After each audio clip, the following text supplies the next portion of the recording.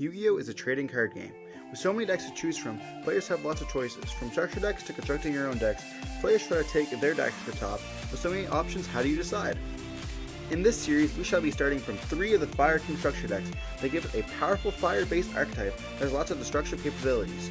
With a sole budget of $15 a week, we shall be showing players that it's possible to build a competitive deck to stand up at the top of the meta events. Follow me through this journey as we construct a deck to burn our way to victory, because this is Living Like Fire Kings. We are here and we end up getting exactly $15. This is really cool to be able to hit. We see the Decode Talker, Ding, Abyss Dweller, Nib. Product Prosperity is taking up a lot of our budget there. We are also, we were looking at Link Rebos as well as the second copy of Product Prosperity, but this was way too much. Link Rebos being super expensive right now, which you're going to have to wait for next week, but we'll see you in the deck. For the list this week, we're actually only going to be taking out 1 Garunix and putting in 2 pots. We're okay with 41 cards. You know, now we're up in the we are up in the deck list now to 41. But just putting these 2 in feels kind of nice, you know, especially with no other nothing really there to stop us. And we're okay with I was thinking about cutting a second Sanctuary, or cutting it down to 2, I should say. But I'm perfectly fine with testing it out at 41 cards. It shouldn't hurt the consistency that much, especially with 2 consistency cards. And we are having a 15 card side deck. We have just 3 left remains of the structure deck. So next week, hopefully we'll be able to replace these and then have a full complete working extra deck. I do consider this a good extra deck card. This will be cuttable. It's the 4th cuttable card here. But everything else is really necessary. And then of course we are cutting also the Direwolf. You know, now it's completely gone from the deck. And then replacing the Nib replacing the Herald with the 3rd copy of Nib in the side for consistency. We're going to be diving on into gameplay here. This is going to be post the 2024 ban list. You know, it is going to be in effect. I know this is before, but our locals does do it before it if all the players want it to, which is really nice because, you know, why do you want to play an old format? We're going to be playing against Sky Striker here on the left side, which is going to get a boost of consistency cards with the unhit of the Upstart Goblin. So we will be seeing them play 3 of those cards, which is also going to be a spell. You know, it's not just a consistency piece, bringing that deck count down to 36 or 37 here.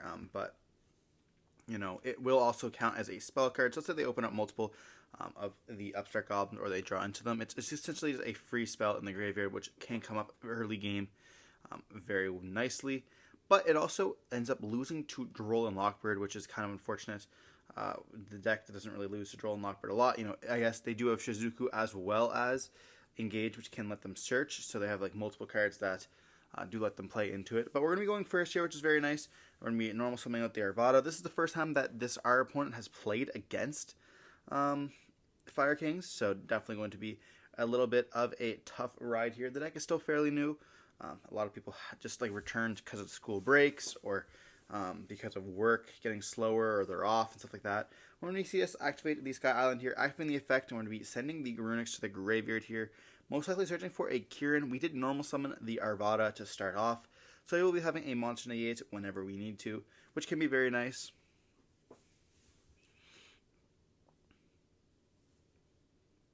And of course the Arvada can or the Garunix can summon from the graveyard whenever it needs to by discarding it. And then we're going to be searching for the copy of the Kieran here in our quick play. They did hit our Shavara, which if you guys have known and watched the channel for a long time. I've been playing Unchained since the cards did drop in Duelist Nexus. So that hit is quite hard for me. But we have another copy of Shavara here, which is just Fire King Kieran. I see a lot of people moving on to this deck from Unchained. Definitely plays a lot of the same way. But they have a negate in the form of Arvada here, as well as Ring Volley being a spell negate. You don't have your good old copy of Caesar, unfortunately, or Rage, as much as I love those cards. But this deck is still very, very fun. Then we're going to see the effects of Garunix summon himself out, destroying the Baron in the deck. And then we get to also set 1 card here and just pass. So during a standby phase, we're going to be see the Baron going to be adding a card, any Fire King card from our deck to our hand. We don't have the Phonics here, which is kind of unfortunate, but we're going to add a second copy of Kieran there. I believe, if I remember correctly, we ended up opening 1 Kieran already, so then we were going for another copy of Kieran. So then we have 2 Kierans, then Kieran's going to be destroying itself, which is going to be not the greatest, but it might just be enough for this match, if I do recall.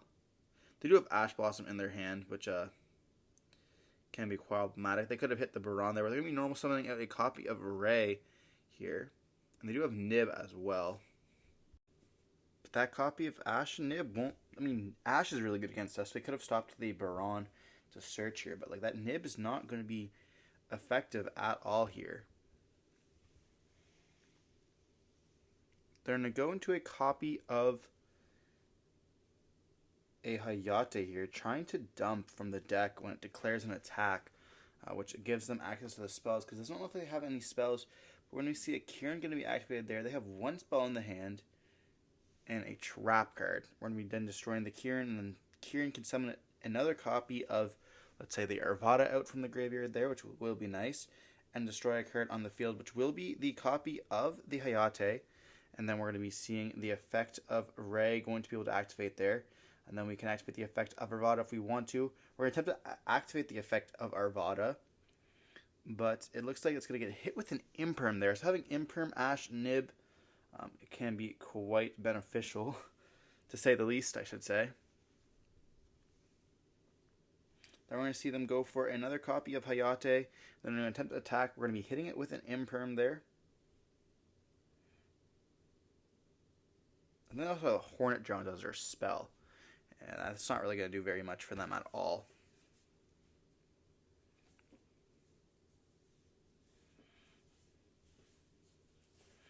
Then we're going to see them going to be using the Skystriker Kaiju on the copy of Arvada. This is due to the fact that there is some of those Agnisters and I guess Purelies in our locals here. Also, it's like day one of the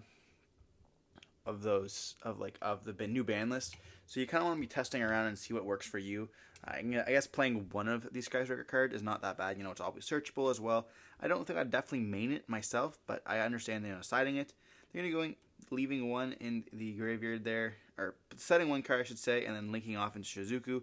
They're going to be able to search here, and they have no spells in grave, so they can search for an Engage, which is quite nice.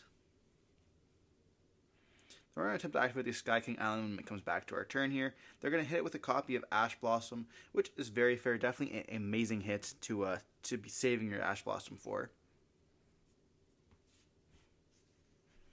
And then we're going to activate another copy of Kieran there, which can then once again destroy the copy of Kieran, summon itself out, then Kieran can actually trigger summoning out the copy of Arvada here.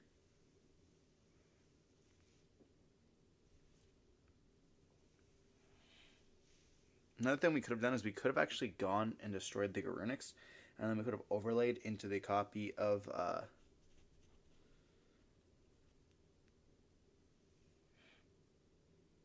like Kieran didn't even activate its effects to destroy a card.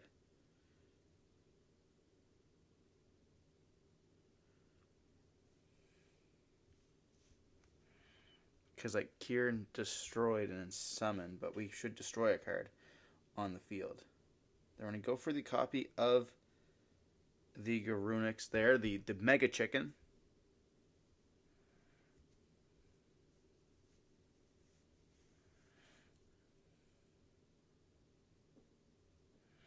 And then it'll destroy everything on the field there. We should have also destroyed that spell and trap off of the Kieran summon, but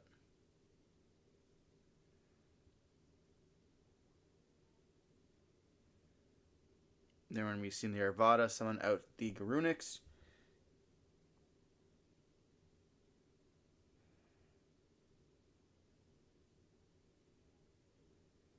Then we're going to destroy a copy of Ponks here from the deck. This will just allow us to add it back during the standby phase. We definitely made a misplay there by not destroying that spell and trap with that Kieran there in the earlier.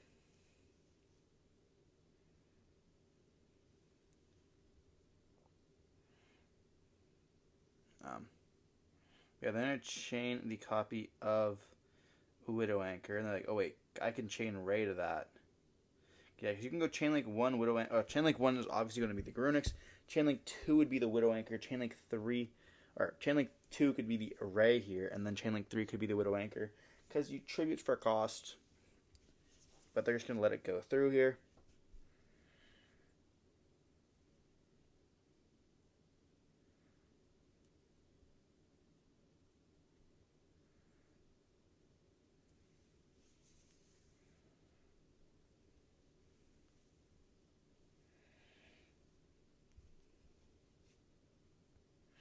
And they're going to ask about the attacks with the Garunix there, which we do today. We're going to attack into the Ray there. It's going to be tagging out into the Kagari that can add back the copy of Widow Anchor. Then we're going to attempt to redeclare with the Garunix.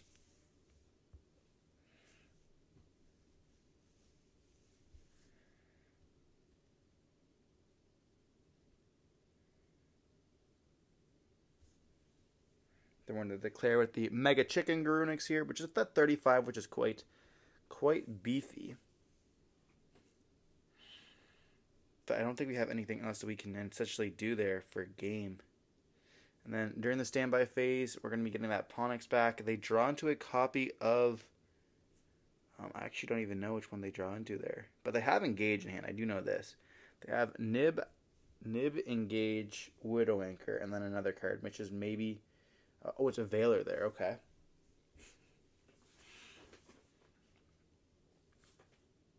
We're going to see them activate the Engage.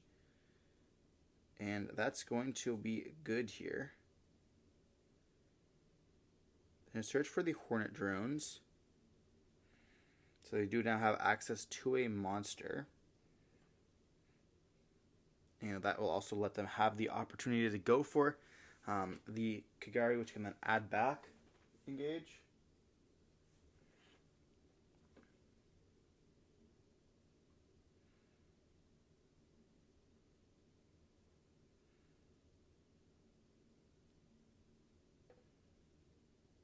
And then I'm just going to scoop it up there, as they do not really have enough. I mean, they could have played it through, but I really don't know.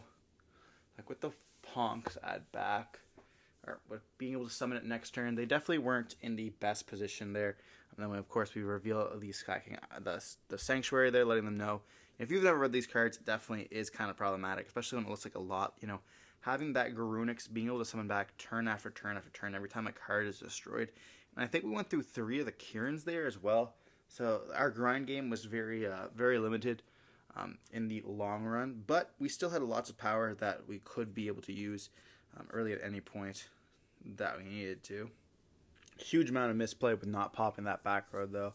But we're going to be seeing them dive on to game 2 here. I clipped out the side decking. I don't really think that that's definitely mandatory in a dual video like this. We're going to see them start off with an Upstart Goblin, you know, us gaining 1,000 life points. We're going to hit them with a Droll and Lockbird, and this is the format, boys. This is definitely some of the good stuff, but it's just like, what do you really do against this there? I thought it was a turbo pack, the super, which I was like, whoa, damn, that card's like $100, but it's not. But looks like they also have 2 of the same spells here, which I think is linkage, as well as they have different dimensions grounds, which is quite good. I'm going first. I think they're playing Thrust, so obviously this is a good Thrust card.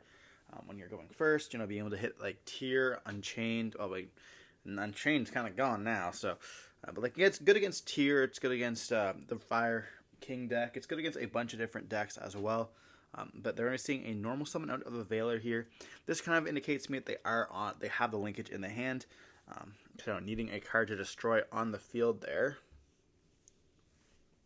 which you are going to be seeing them activate, which can then destroy the Veiler there with the second linkage in the hand. I wonder if it's more worth it to set the second linkage in destroying a card if they can. It might be face up cards. I'm not too sure, but you can definitely do that. But then they get to go into the extra deck here. They're like, I don't know if I can do this. And I'm like, I don't see why I can't. So I'm like, maybe I have to pick up the cards in case I forgot something. They're going to go for a copy of Kagari here, which is then going to be able to add back the copy of Linkage. We hit it with an Imperm because we don't really see another chance of being able to hit it with an Imperm there. And then it's going to pass turn, set 2 cards and pass turn. And we do it with the Kieran that we're going to activate before the end of main, destroying the Kieran there, which can then destroy the Grunix as well as destroy a card, which you are going to be hitting a Widow Anchor, which is very nice for us. And then we're going to be destroying from the deck with the Karunix here. And we used our whole entire hand as well, which is kind of unfortunate, but you know, leaving them with 1 card in the hand as well as the set card.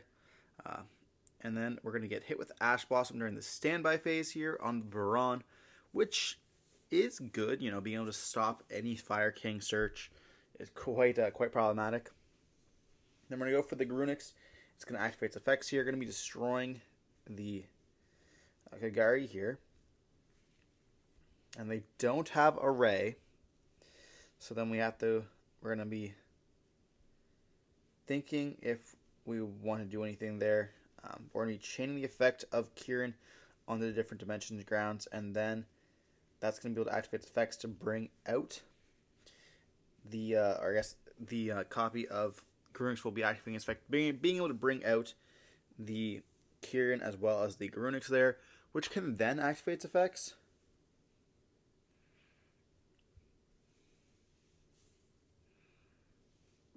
And I think this is going to be enough, or close to enough for game.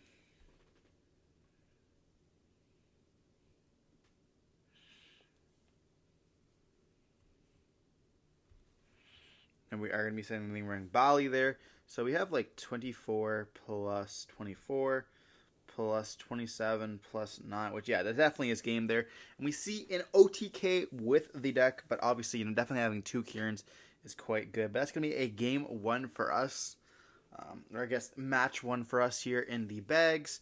Moving on into the match number 2.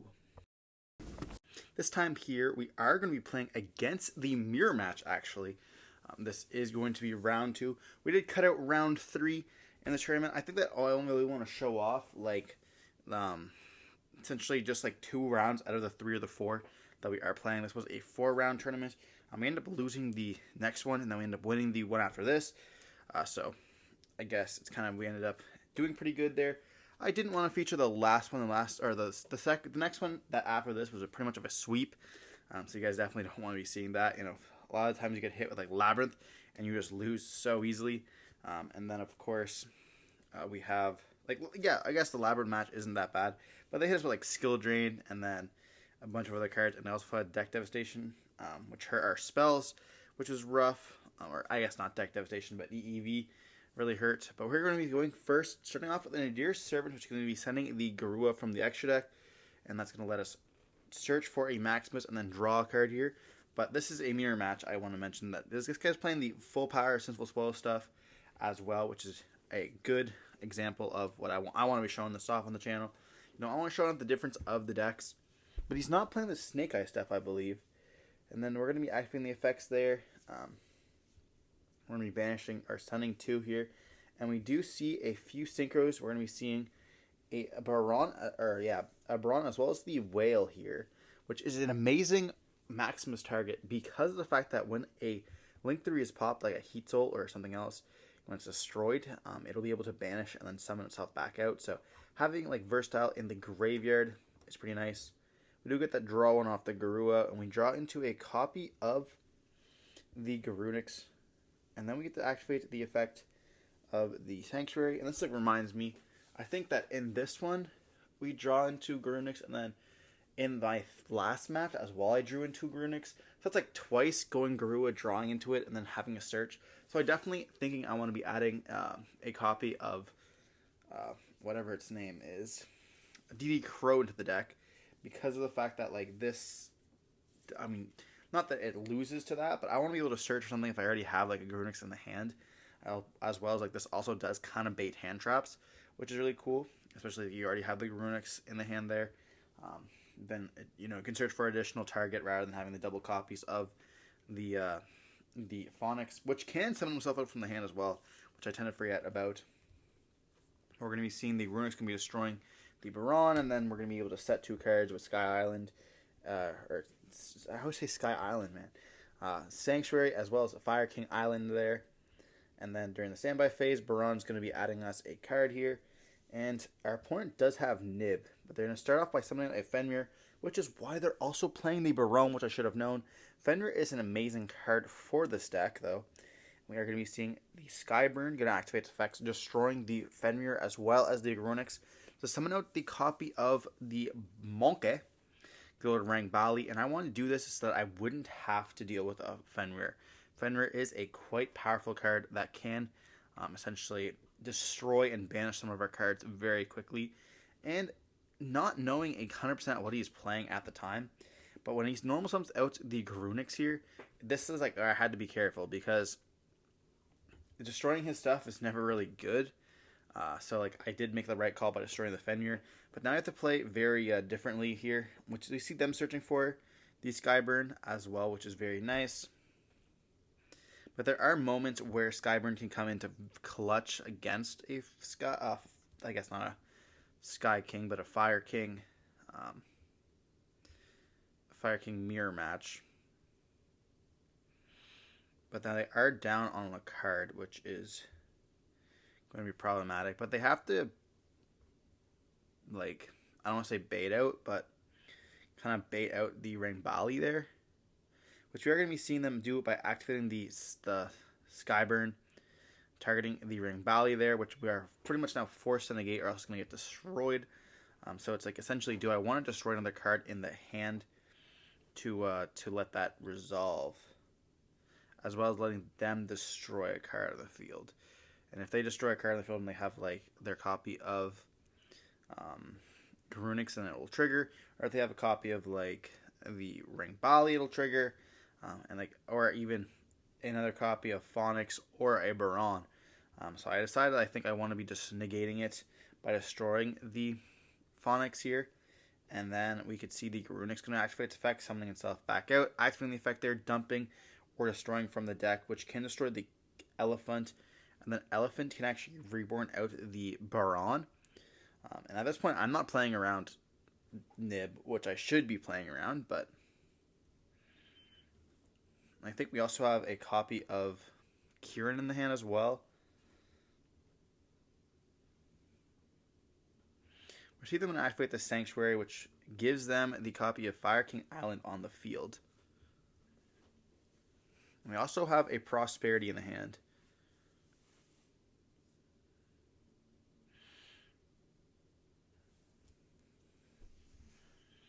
So we are thinking here, we are going to maybe want to pop the Ponix before they can attempt to, because that would make them have to have another fire essentially in the hand to be able to pop. But looking back, Sky King Island has to pop one monster, so they really don't even need to.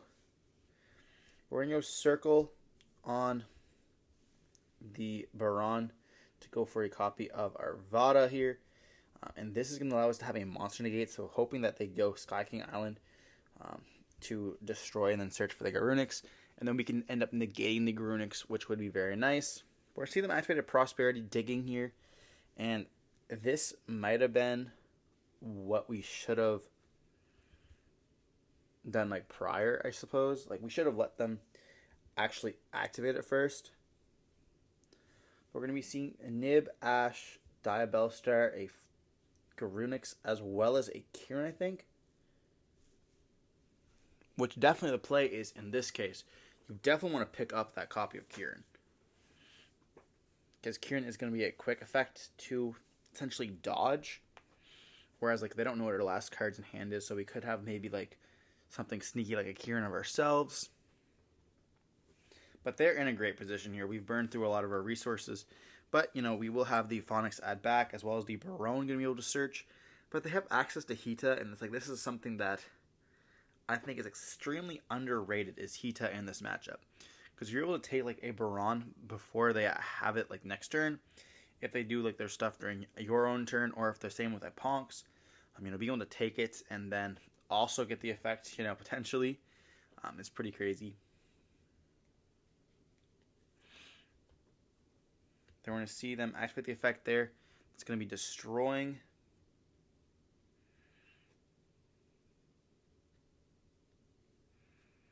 To be able to search for the Garunix.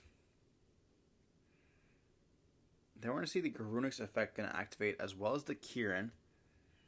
And then they're going to activate a Ponx in the hand, but they can't actually do that because it's the, you know, the green baboon ruling, or whatever you want to call it. Only one card can trigger at a time in the hand.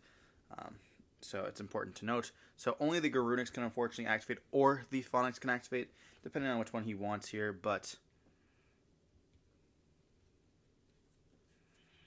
we are going to be seeing the Garunix going to be most likely activated because it is just the better option there. You know, they want to go for a bigger body, but they're essentially in the lead. And we're forced to negate with the Arvada, I believe.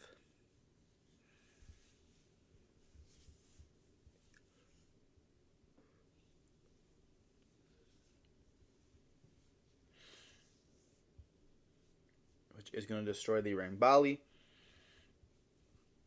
And then we're going to do Garunix effect to activate here. And we can chain the Fleur-de-Lis to summon.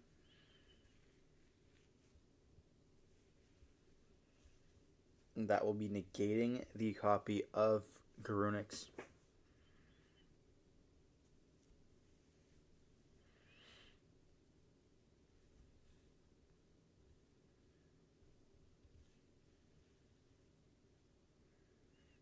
And then they're asking us for our summons, but we went Rangbali 1, Avatar 2, Baron was 3, and then this, we're on our 4th summon currently. When the Fleur-de-Lis summons itself out, I believe that would be 5. So now we kind of know his last card in hand is a Nib. So he has Nib and then Ponx in the hand, or Phonix, whatever you guys want to call it, Ponix.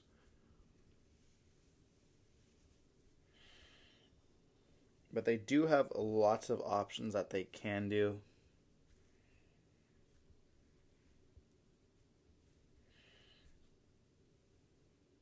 They're going to go for a Hita here.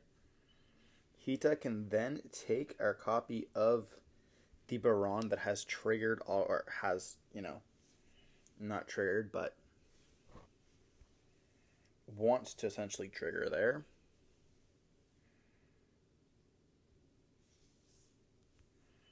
To let us search for anything. The better option for sure. But Hita being able to take whatever it wants is pretty nice. They could go for a copy of, well, I guess they can't go for Heat Soul because they both are fires, but they're going to battle phase and attack here, which is going to crash them, which will let it activate once again during the standby phase, but we're going to see the Hita going to take some damage here by attacking into it, which can then let them search for a fire. And the whale will be able to trigger here to blow up a card on the field.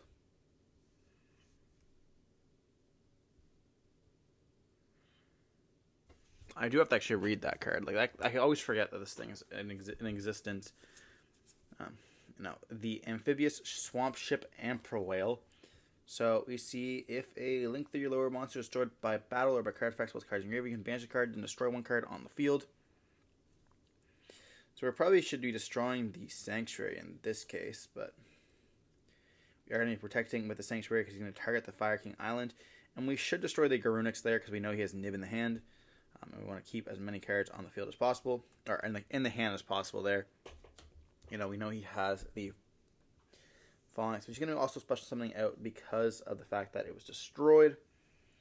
And then that's going to be able to search him for a copy of the Kieran off of the Hita. I'm not too sure why we're summoning out the Ponix, to be honest. I don't really feel like there was a good option for that. Especially when we have Nib in the hand. We just should have kept it in the hand. And then it would have been kind of problematic for us. But we're going to Nib here. Then we ask, where do you want the token?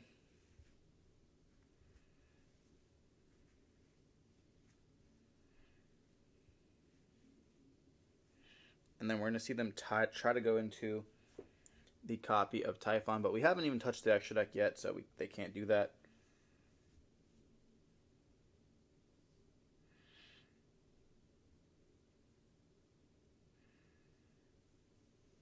Yeah, definitely destroying that Ponix in their hand. There's no reason to summon them out. But we're going to see the Ponix can activate there, which is going to let us add itself back.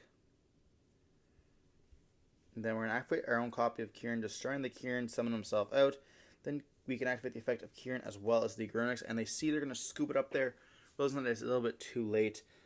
They could have kept the Ponix in the hand, and then that would have let them destroy it with the Kieran, which would have let them have a body on the field, and then when it dies, it can then summon back out.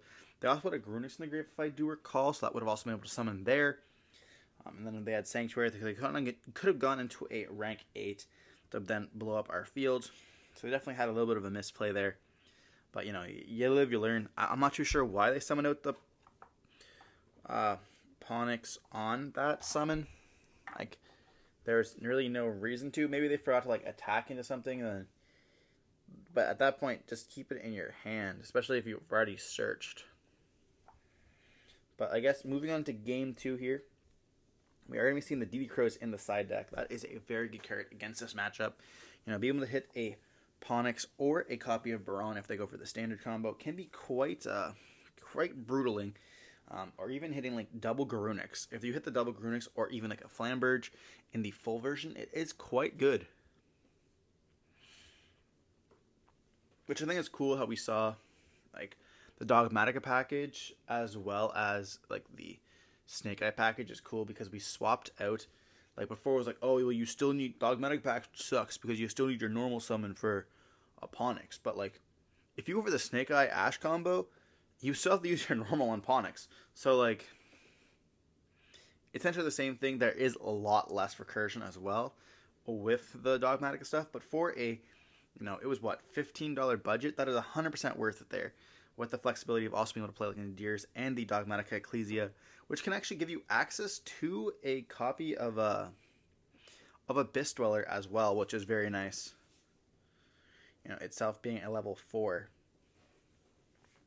We're going to see them start off with a Fenrir, which is a huge problem, actually. Looking back, I'm like, okay, Fenrir is problematic. And then we're going to hit them with a Droll and Lockbird, which is quite nice. I definitely don't think you should start off by summoning Fenrir and then activating its effects. You know, especially in, like, where you need some of your searching effects there. If you have, like, the Ponix or the Fire King Island, I definitely feel like you'd want to be able to get those effects. We're going to see them normal summon an Ash Blossom, and they're going to go for the copy of Baron, which just is just showing us like they had it in their extra game 1. So definitely quite problematic for us. Trading essentially 1 negate for 2 negates, which is kind of nice. But if we do get rid of it, we will be able to get smashed with another copy of Fenrir there. We're going to activate a Fire King Island here, and then we're trying to bait out the negate. And that does get negated there, if I do recall. It negates and destroys. And then we're going to see them activate, or us activate a 1-for-1. And then we're going to be discarding the copy of Garunix, because we do not need it in the hand. That's going to then special summon out the copy of Ponx, and then Ponx will be able to activate its effects. Searching us for a spell, which can very well be the Skyburn if we wanted to, or a Sanctuary if we already have it in the hand.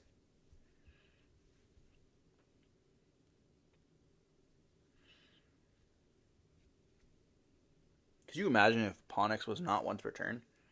That'd be crazy. So we're going to search for the copy of Skyburn here, just attempting to destroy, summon it out. Then we're going to be able to activate the effect of the Garunix to summon himself out as well here, which can then destroy the copy of Baron in the deck. So our hand doesn't look that great, to be honest. You know, kind of weak there, but we are going to play through the Nibiru, which is quite nice. Looking at like the lines, I don't know what the other cards we have in the hand is there. But then we get to normal summon out a Ring Bali, and we can go like attack. And we're going to deal some damage there, which is just not going to be enough. I think we're like dealing 36 plus 19, which is like 55, which is pretty decent, but they have the Kieran there that is destroying the copy of the Ponix, and then we're going to be able to summon out and then destroy because we are attacking into it, which looking back is probably not the right play. We probably should have left the copy of Kieran on the field. But looking back, I guess I didn't want them. Like, they're going to be able to destroy it regardless of what we do. They get to add back the Ponix during their standby phase, and they can just have to normal summon it. Which maybe making them normal is probably better for us, but I just didn't want to risk it there. I felt like the Ring Bali wasn't going to trade very well anyways. So then we're going to pass turn here. And they draw into a DD Crow, which is absolutely huge for them. Going to be able to banish my Baron, so I cannot be able to add. Then we get the effects of Ponks to add back, but at this point we are very behind in the game. You know, they have the Sanctuary for this Fire King Island, and we also know they have the Skyburn in the hand. So we probably should have scooped on this to be able to play it through, but we ended up choosing not to because, well, which I don't even know why. Like, I guess they had a normal summon an Ash Blossom the previous turn, so I thought their hand wasn't that great. But looking back at it, like, they have full combo here no matter what. Like, they have Skyburn in the hand as well as the copy of what's it called? Of Fenrir. So I suppose like their hand isn't amazing, which is why we didn't want to scoop. They only have 2 cards in hand, so they have to go Sky or Island Destroy the search. That's actually probably why we did it, because they only were down to 1 card last turn, and we're like, oh, well, if they attack, we're still in. They had 2 cards, so we're still in a good condition there. We want to leave them on like the less amount of cards possible, but they got to search off the Phonics, which is whatever, and then we reveal that we have Phonics in the hand and then 1 other card. So we're activate the Sky King, destroy, and then that's going to be able to search for most likely the Garunix, which can then destroy a copy of Baron in the deck.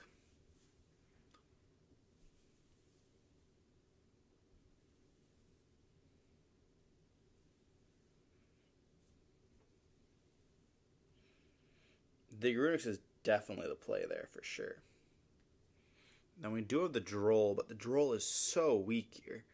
Like, there was no point of dropping this. I'm looking back and I'm like, what am I doing?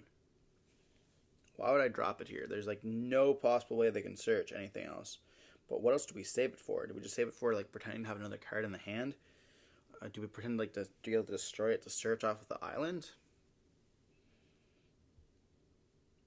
I mean, I suppose there could be a world where they just don't go for your Runix and they go for some other thing, so they could summon out a copy of. They haven't normaled, so they could have searched for anything and then just summon out the Fenrir if they would have, but they only have Skyburn, so I guess they're in a really tough spot.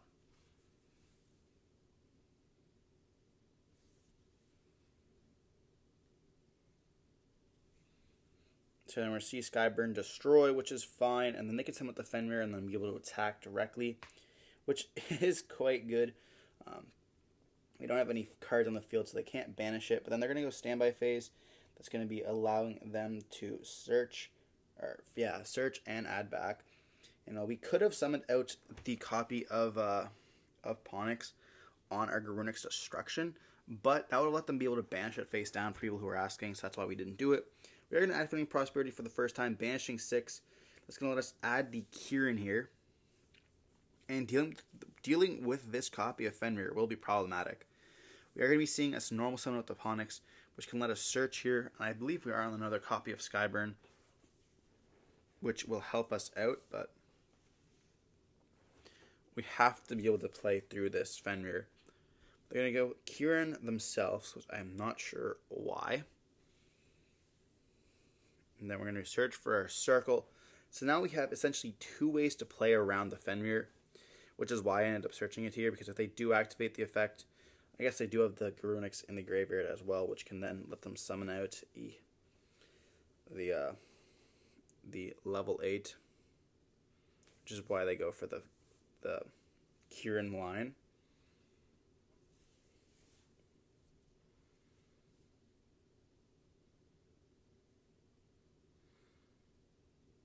Then Kieran will be able to activate its effects. Then we're going to chaining our own Kieran here. Summoning out a Baron. And then it can destroy the Kieran, but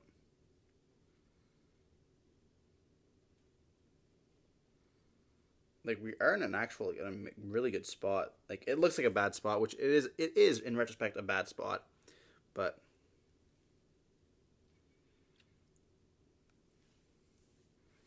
we then have the Garunix that can activate. We have a circle in hand still, but they're gonna go for an overlay for a copy of the big Garunix. Then we're gonna summon our Garunix here, and then we have the chance to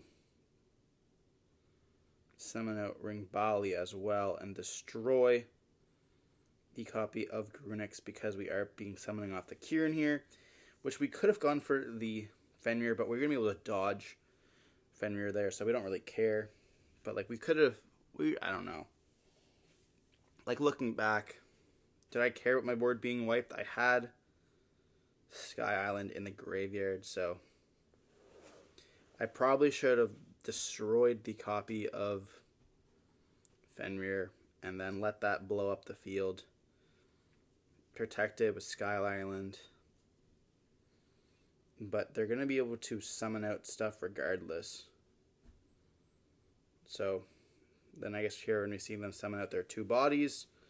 And then we're going to be going for a copy of it ourselves. And they're going to protect with Sky Island there, and we're kind of choosing if we want to protect as well, which we do, which doesn't really do anything there. And of course, Fenrir is going to die. But like we could have,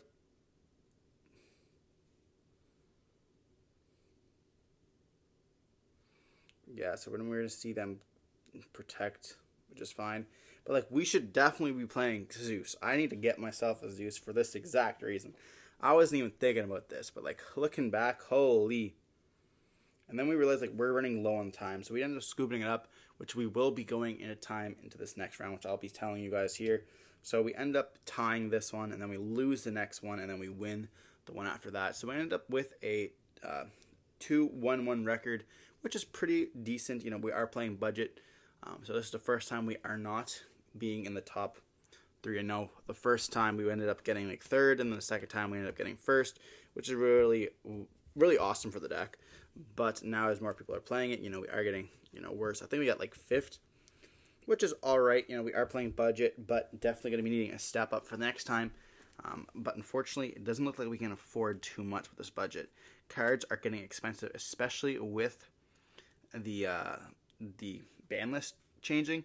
Now people are all rushing to pick up these cards.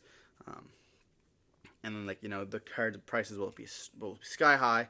And then, of course, they will crash. But we're going to be seeing the time being called, you know, going back to the gameplay. And then I'm thinking, like, do I have a way to get into the copy of our boy? Like, do I have a copy to get into Coach King Trainer? But I'm looking in, my hand's like punishment. My hand's punishment, imperm, some other like bad cards. I'm like, do I have a way to get into Coach King? But I don't think I do. I do have a way maybe to get into the Decode Talker to kill myself, but I don't really kind of want to lose the game here. So we end up getting a tie, which is unfortunate. You know, we have time to think. Time was called, so I guess I'm really just thinking, do I have any access to it? And we reveal that our hand is kind of dog water, and so we ended up scooping it up here. They have lots of stuff they can do, which is very nice for them, but we ended up going to a tie here, which is alright. Hope you guys enjoyed the video. Don't forget to like, comment, subscribe so we can see you in the next one. Let me know in the comment section what other cards you guys would add to this deck, you know, on the $15 budget. And don't forget to stay safe. Peace.